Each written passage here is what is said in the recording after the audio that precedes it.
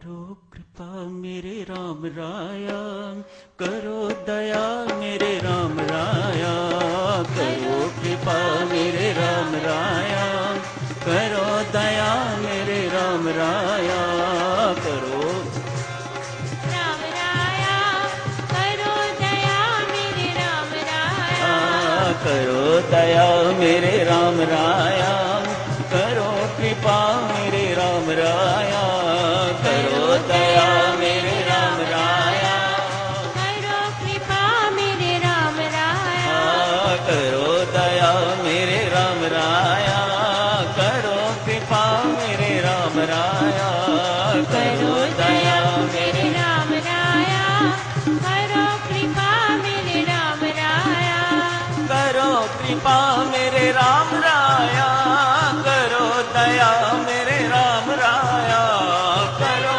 कृपा मेरे राम राया, करो दया मेरे राम राया, करो दया मेरे राम राया, करो कृपा मेरे राम राया, करो दया मेरे राम राया, करो कृपा मेरे राम राया, करो दया मेरे राम राया, करो कृपा मेरे राम राया, करो दया मेरे राम राया, करो कृपा मेरे राम राया, करो दया मेरे राम राया, करो कृपा मेरे राम राया, करो दया मेरे राम राया, करो कृपा मेरे राम राया, करो दया मेरे राम राया, करो कृपा मेरे राम राया, करो दया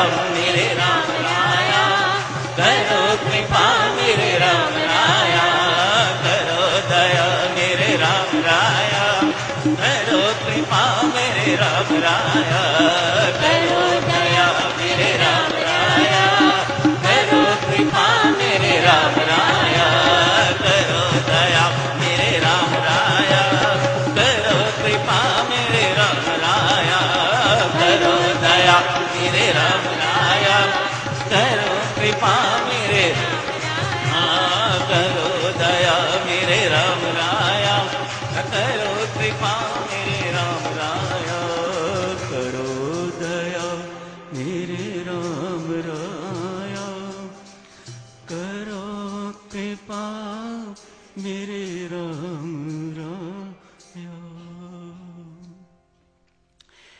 कुछ प्रणाम है मेरी माता सज्जनों, आप सबके श्री चरणों में मेरी असंख्य बार चरण वंदना स्वीकार कीजिएगा। आप सबको याद होगा त्याग की चर्चा चल रही थी, उसी बीच बिल्कुल उसके विपरीत तृष्णा की चर्चा शुरू हो गई थी। त्याग जहाँ शांति देता है, परम शांति देता है, तृष्णा उतनी ही दुखदायी है, बंधनकारी है। दो विपरीत बातें। ऐसा चुनो एक बहुत बड़ी सेठ किसी संत महात्मा के दर्शनार्थ गए, वहां जाके उनके श्री चरणों में शीश नवाया। महात्मा ने भी उसी ढंग से लाला के चरणों में शीश नवा दिया।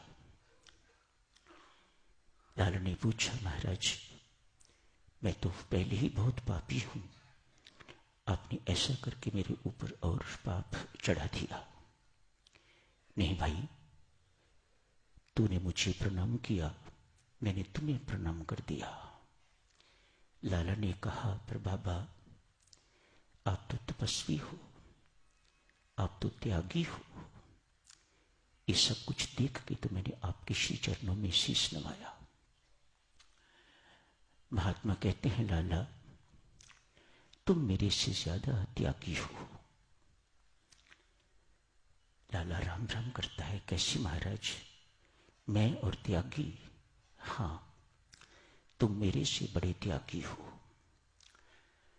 संत समझाते हैं, लाला परमात्मा की प्राप्ति के लिए मैंने संसार को त्याग रखा है, और तूने संसार को पाने के लिए परमात्मा को त्याग रखा है, तू मेरे से बड़ा त्यागी है। देवियों सज्जनों, ऐसे त्यागी ही नहीं बनना। त्याग अर्थात विकारों का त्याग, दुर्गुणों का त्याग, दुर्विचारों का त्याग, अपने अहम का त्याग, मैं और मेरा इन शब्दों का त्याग, स्वार्थ का त्याग, इत्यादि इत्यादि। इसी के अंतर्गत देवियों सज्जनों बीच में शुरू हो गई थी चर्चा तृष्णा की। कुछ अप्राप्त है, उसे प्राप्त करने की चाह को इच्छा कहा जाता है, कामना कहा जाता है। ये तृष्णा रूपी रोग देवियों सज्जनों हमारे जीवन में नहीं आना चाहिए, बच के रहिएगा इससे। एक छोटी सी उदाहरण के बाद चर्चा को थोड़ा सा शिफ्ट करेंगे। एक बहुत सदाचारी ब्राह्मण हैं, परोपकारी हैं, लोग उन्हें महादानी कहते हैं। ब्राह्मण अक्सर दान लेने वाले हुआ करते हैं, लेकिन परमात्मा की ऐसी कृपा है इस ब्राह्मण पर, ये दान देने वाला है। महादानी लोग इसे कहते हैं। आज विचरते विचरते एक निर्जन स्थान पर गए, जंगल है, देखा ना कुटिया ना कोई आश्रम, आसपास कुछ भी नहीं है, लेकिन एक संत महात्मा, बड़े ओजस्वी, बड़े तेजस्वी चेहरा, बड़ा नूरी चेहरा, एकांत में बैठे हुए हैं, ध्यानस्थ। अतएव डिस्टर्ब करना नहीं चाहा। मानो उस ध्यानस्थ मूर्ति को देख देख के तो ये ब्राह्मण बहुत आनंदित हो रहा है, इसे स्वयं को शांति का अनुभव हो रहा है। पास बैठ गया।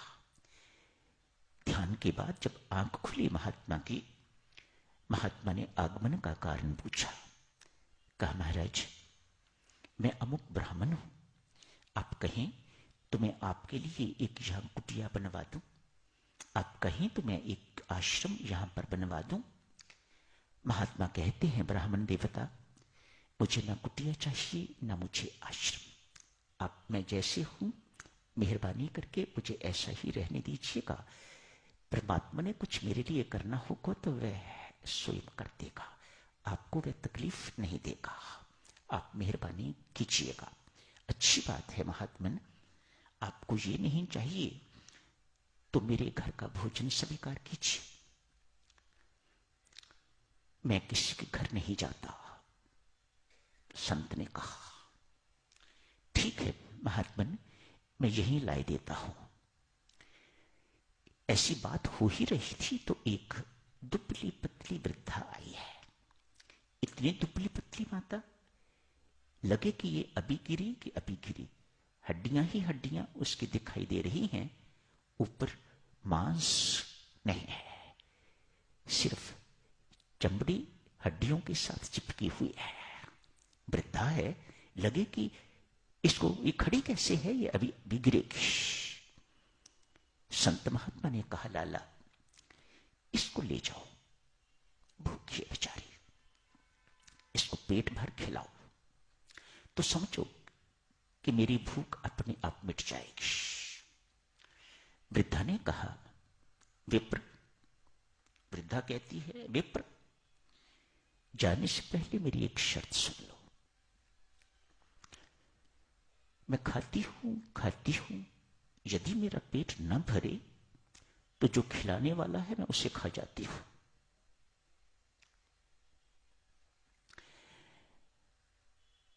ब्राह्मण मुस्कुराए, हंसे, मानो उनको ऐसी उम्मीद है कि ऐसी नौबत नहीं आएगी। वृद्धा को साथ लेके अपनी कोठी में आ गए हैं। आगे नौकरों को कहा, वृद्धा को खूब खिलाओ, इतना खिलाओ जब तक इसका पेट नहीं भर जाता। घर का जितना खाना बना हुआ था वृद्धा खाती जा रही है, खाती जा रही है, खाती जा रही है। आज जितना भी खाना बना हुआ था सारे का सारा खत्म हो गया। वृद्धा लपकी ब्राह्मण पर, मैंने तुम्हें कहा था मेरा पेट नहीं भरता, इसलिए मैं अब तुम्हें खाऊंगी। वह ब्राह्मण देवता भागे भागे संत महात्मा के पास गए।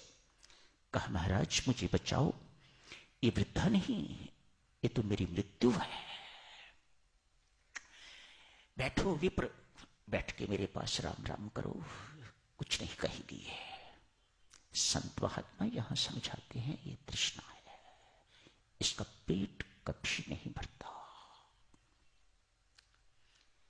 सारे संसार की भोग सामग्री भी इस पेट में डाल दो तो भी तृष्णा का पेट नहीं भरता। कैसी नामुराद चीज है ये तृष्णा। साधक हो देवियों सज्जनों, ये हमारे जीवन में नहीं आनी चाहिए। ये एक ना एक दिन हमें बर्बाद करके रहेगी।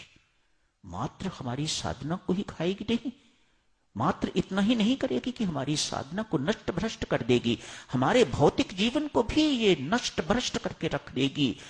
आपके माथे पर इस प्रकार का कलंक लगाएगी, तृष्णालु कहीं का। इतना बड़ा कलंक लगा के रख देगी कि कभी आप अपने जीवन काल में उस कलंक को धो नहीं पाओगे। याद रखो, इस संसार में 6 व्यक्ति साधकजनों कभी सुखी नहीं होते।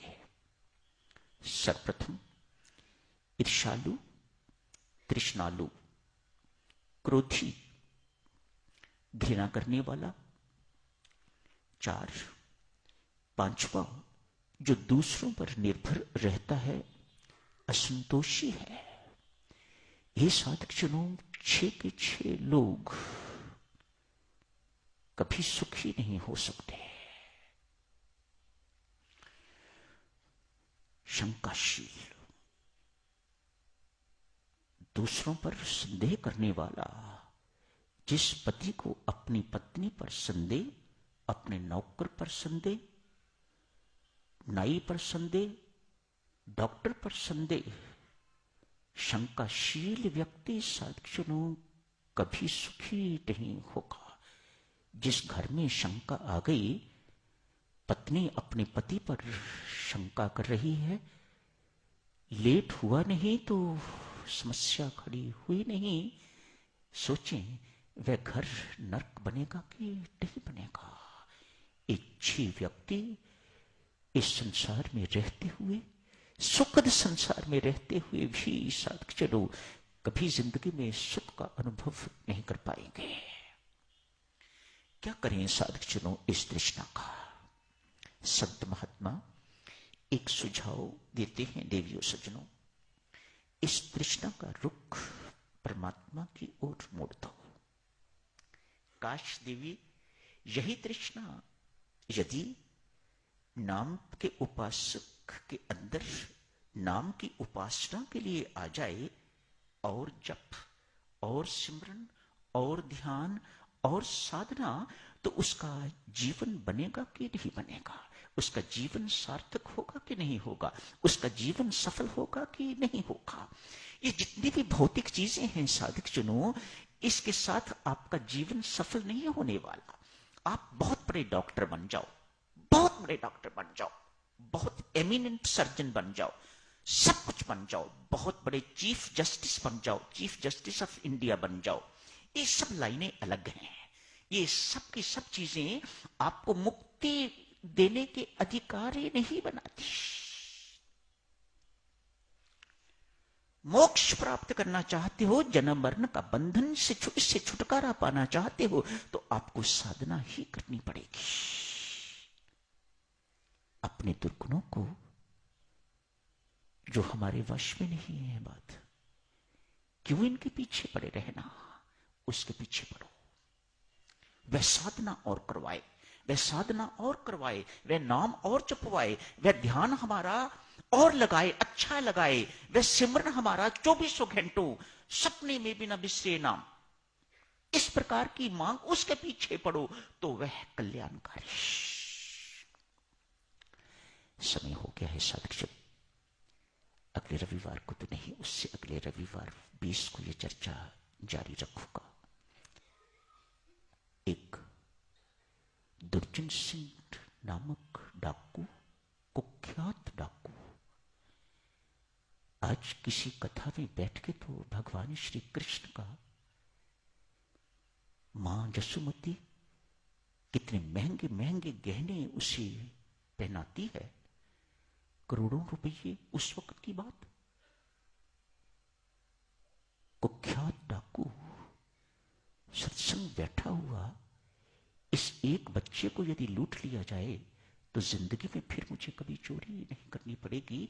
अपनी तृष्णा का रुख, अपने लोभ का रुख परमात्मा की ओर मोड़ दिया। क्या होता है, करेंगे चर्चा साधक जनों इसकी 20 फरवरी को। अभी यहीं समाप्त करने की इजाजत दीजिएगा। धन्यवाद।